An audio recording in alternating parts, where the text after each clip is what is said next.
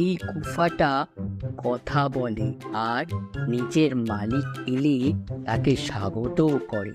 কিন্তু আজকে যেহেতু আমি ভেতরে আছি, তাই আমায় ভয় পেয়েছে আর সেই জন্য কথাও বলছে না। খিদের জ্বালায় কাহিল সেই সিংহটা কোনোভাবেই তার শিকারটাকে ছাড়তে চাইছিল না। তারপর গুফার বদলে সেই জবাব দেবে ঠিক করলো, আর সিংহটা নিজের গম্ভীর গলায় বলল, এসো আমার মালকিন, তোমারই অপেক্ষায় ছিলাম। তোমায় তোমার প্রিয় গুফায় স্বাগত। যেই না শেয়ালটা গুফার ভেতর থেকে সিংহের আওয়াজটা শুনতে পেল, সে বুঝতে পারল যে সিংহটা ভেতরেই আছে আর সে আমায় শিকার করার জন্য লুকিয়ে বসে আছে।